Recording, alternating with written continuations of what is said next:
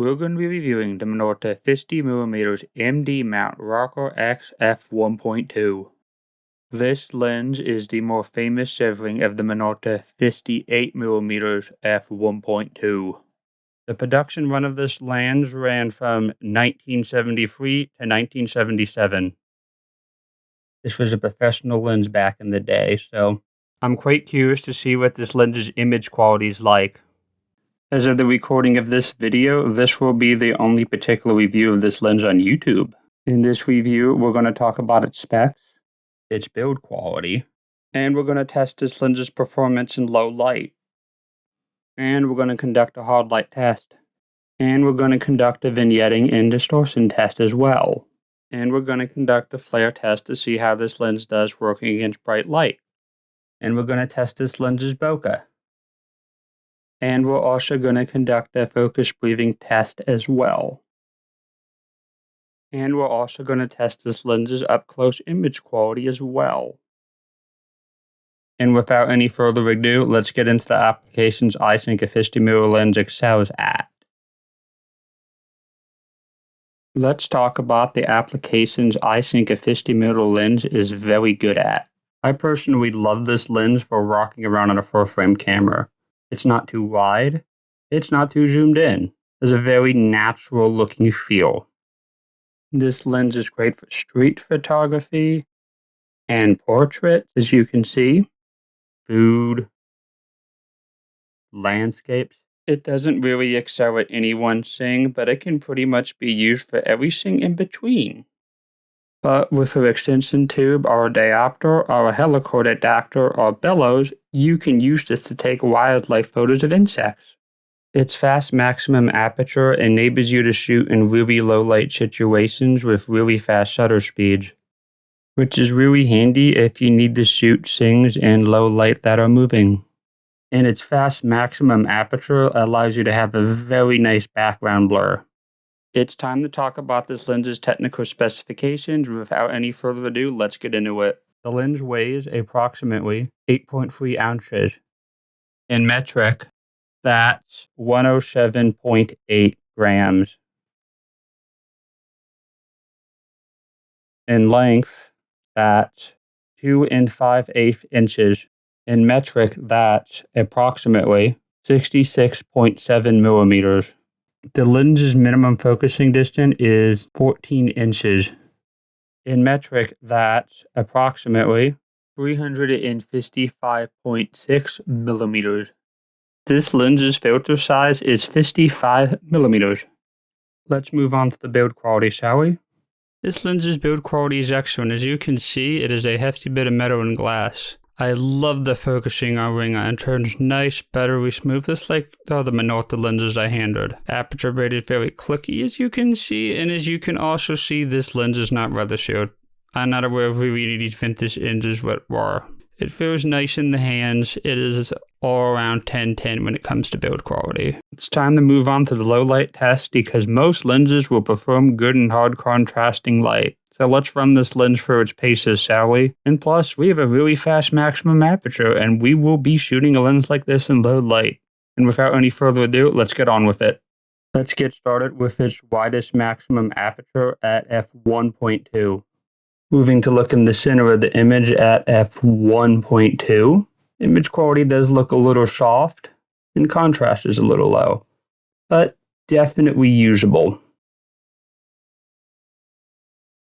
Let's take a peek at those corners.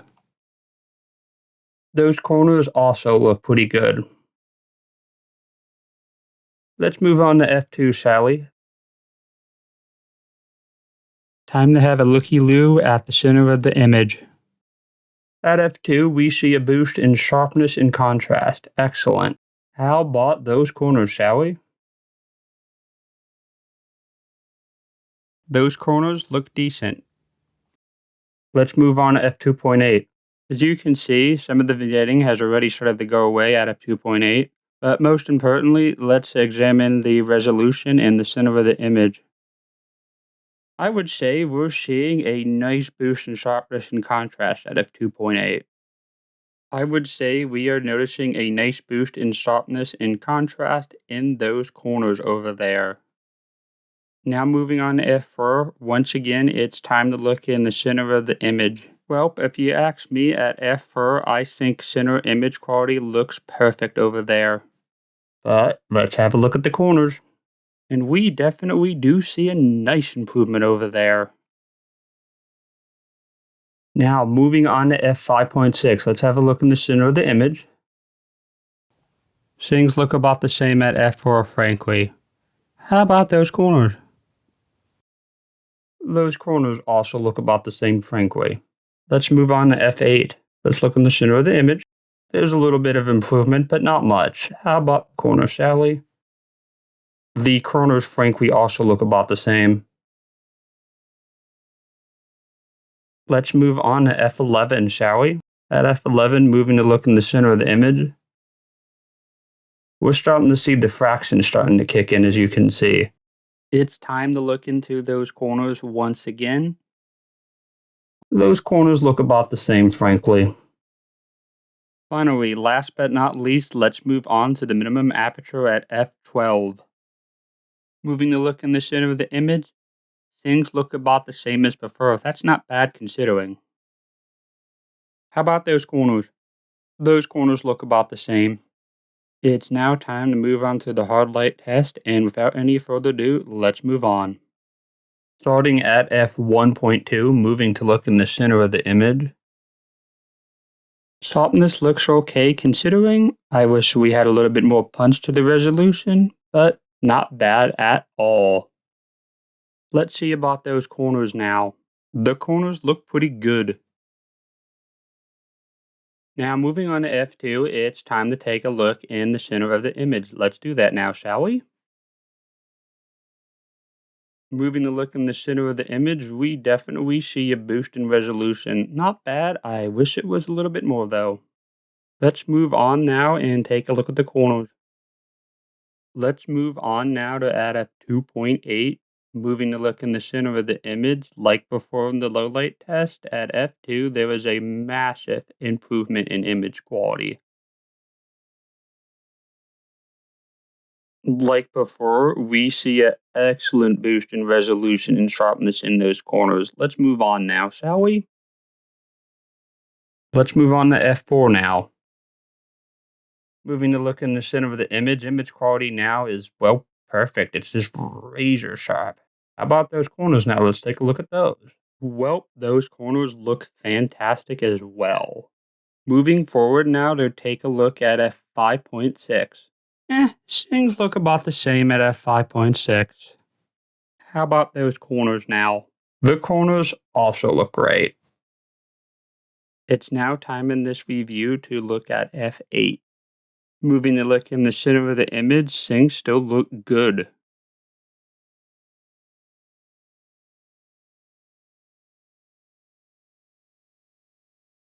Those corners still look fantastic as well. Very nice indeed. Now moving on to f11. Let's take a look in the center of the image now, shall we? Moving to look in the center of the image, as we observed before in the low light test, we are noticing that the signs of diffraction starting to kick in, unfortunately. Moving to look at the corners, we can see that the signs of diffraction in the corners as well, unfortunately.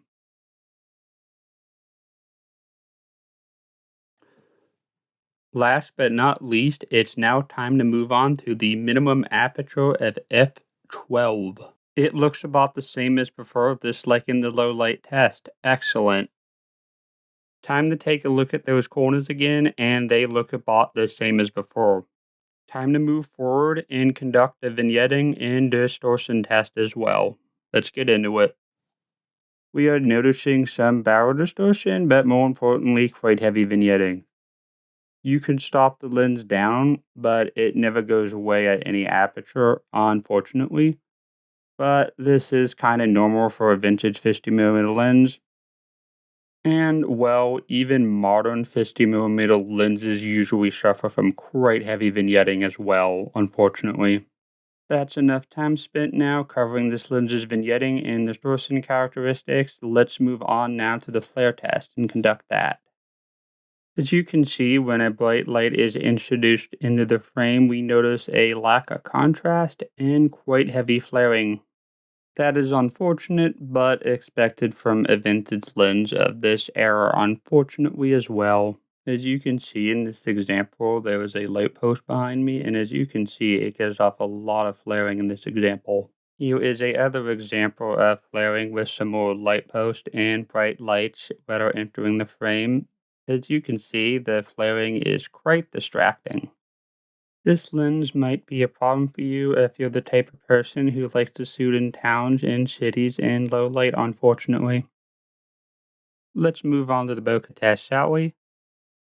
Wide open in this example, the bokeh does look pretty smooth, but as you stop down, it gets a little harsher, unfortunately. But it does look good overall. As you can see in this example, it does a very nice job blurring out the background. There's no cat's eyeing in the bokeh balls, but some of them are a little oval-shaped, unfortunately. So when it comes to its bokeh, frankly, it's a bit of a mixed bag, unfortunately. It's now time to move on and conduct the focus breathing test. As you can see, this lens does indeed suffer from some focus breathing. However, this is typical from a vintage lens from the era that was meant for still photography. But if you're going to be doing focus pulling work with this lens for video work, this may not be. Okay, now we're at the point in the review where we're going to be conducting the close focusing test now. Let's get started at F1.2, shall we? Moving the look in the center of the image quality is barely usable. I was hoping for a little bit more. I know it's not a macro lens, but still.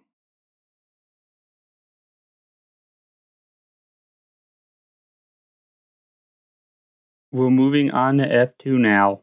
We are going to take a look now at the center of the image and stop down this to F2. We have more depth of field to work with. Very nice indeed. And sharpness looks about the same as before. Moving on now to F2.8, moving the look in the center of the image. This stopped down a little bit. We have more sharpness to work with and more depth of field to work with. That is very good. If you're going to use this lens for macro photography with extension tubes or diopters or bellows, you're going to need to stop it down to F2.8 to get usable image quality, as you can see. We're going to move on to take a look at F4 now. We see a slight boost in contrast and sharpness. Not bad. I wish we had a little bit more stop down, but it is what it is. Now moving on to F5.6, let's look in the center of the image now.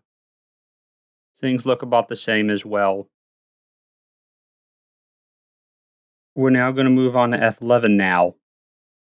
Now, moving to look in the center of the image, as you can see, sharpness looks about the same as before, which is excellent. If you recall from the previous hard light and soft light test, we noticed diffraction at this aperture. A very nice unexpected result. Finally, moving on to the minimum aperture of F12 now. Moving the look in the center of the image. Interesting. We are seeing that the signs of diffraction at the minimum aperture of F12. If you can recall from the hard light and soft light tests, diffraction set in at F11, not at F12. Very unusual. Let's move on to my conclusion, shall we? I really can recommend this lens. Some of the bokeh purists may not find its bokeh completely smooth to their liking. And as stated before, I don't think the difference between f1.4 and f1.2 is all that strikingly different in most situations. There might be some situations where you might notice a difference, but they'll be pretty few and far between. I really think a lens like this is just mostly useful for shooting in low light without a tripod. Or situations where you need really fast shutter speeds because you need to freeze action. Its flare performance working in bright lights is rather poor, but unfortunately that's rather normal for a vintage lens, as stated before. They do make vintage lenses that have less complicated optical formulas that are less prone to this. But when you start talking really fast lenses like this, it's just par for the course, unfortunately. Really fast vintage lenses like this can really be on the pricey side as far as vintage lenses go. You can get a f1.4 for considerably less money than this lens is, compared to other really fast vintage lenses with this aperture. Opening are usually in the $1,000 range. This one was well under $500. Due to Minolta being a less popular mount, you can kind of get these for a bargain, relatively speaking, as the recording of this particular video. But compared to modern lenses that have autofocus with an aperture opening like this, those things are uber expensive and are usually in like the $2,000–$3,000 range. With all that said now, it's time to end this review. Don't forget to like and subscribe. It doesn't cost you anything and it really helps your channel grow. Unfortunately, YouTube doesn't really like to promote videos that get a lot of views and not a lot of likes. That's not on you, that's on YouTube. But if you want my channel to grow and you're liking the content I'm putting out, please like and subscribe. If you wish to support me, you can do so on Society6, Redbubble, Adobe Stock, and PayPal. You can follow me on Facebook, Instagram, and Adobe Behance.